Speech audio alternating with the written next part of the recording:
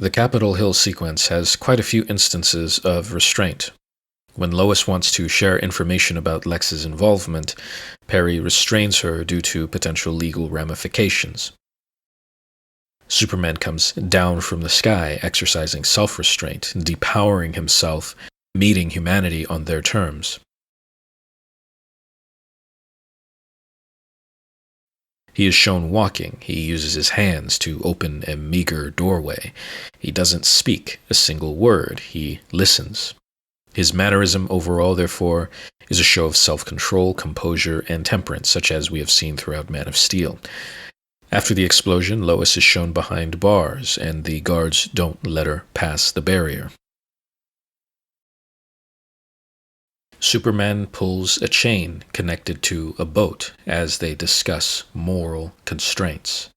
Ironically, though he is physically powerful and physically free, moving to different locations across the globe, he is psychologically constrained to such an extreme that saving people becomes a burden that misses the point.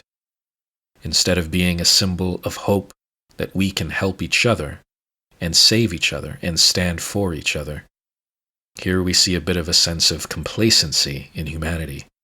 We see Superman used as a tool, a dog, or a slave to do our bidding, rather than making a stand ourselves. This is obviously not to say that saving people is wrong, but that only saving people misses the really important point of hope. At some point, we must take the stand ourselves to be there for each other and not rely on some magical Superman to do that for us.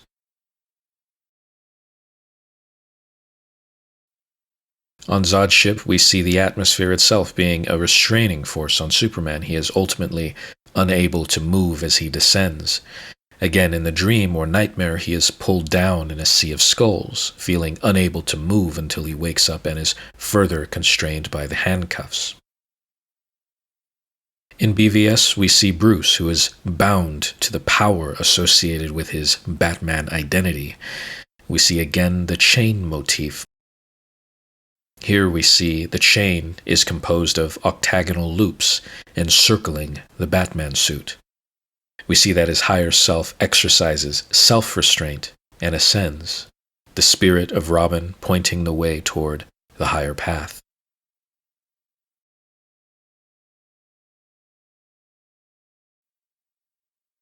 We see Batman exercising self-restraint again in juxtaposition to the CIA.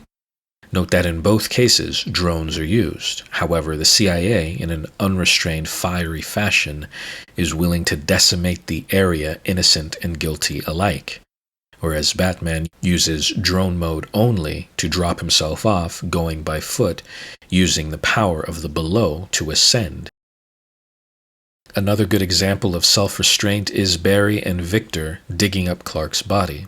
Note that they could do this easily with their powers quickly and rushed. However, due to their respect for Clark, they perform this process slowly, carefully, thereby exercising self-restraint and temperance. Here we see Martha entangled with the gunman, the gun an image of the phallus tethered to the feminine yoni, the circle of pearls around Martha's neck. The overexpressed masculine here fires and thus breaks free from the constraints. We see another chain visually connecting the Kryptonite and the boat. The boys then wrap a loop of rope around it. The Kryptonite is further bound in fabric. Note that after Superman dies, Batman wraps his body in his cape, death being an extreme of physical constraint of the material body.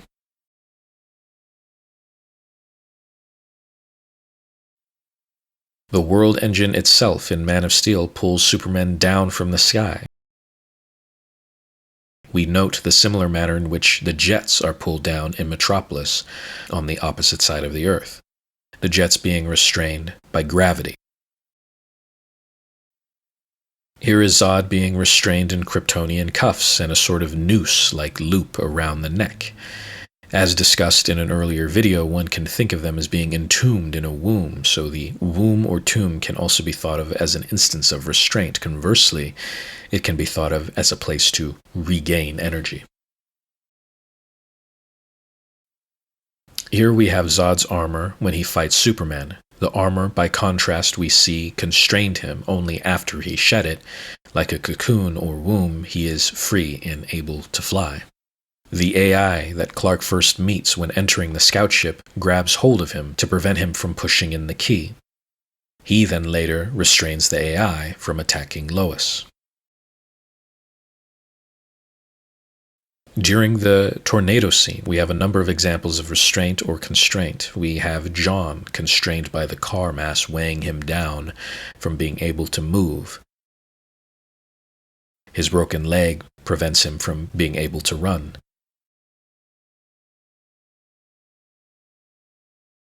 Clark restrains his mother from trying to save Jonathan, and further restrains himself from doing the same.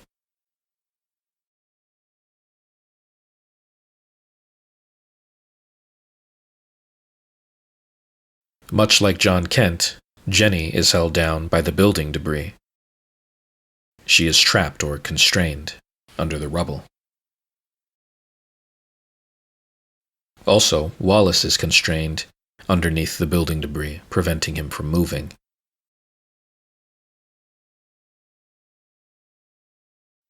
Note that this essentially restrains him to movement on a wheelchair. He is further restrained after his act of vandalism and held in prison. We also have Jack in the Wayne Tower, psychologically chained or attached to his way of life or status in the sky.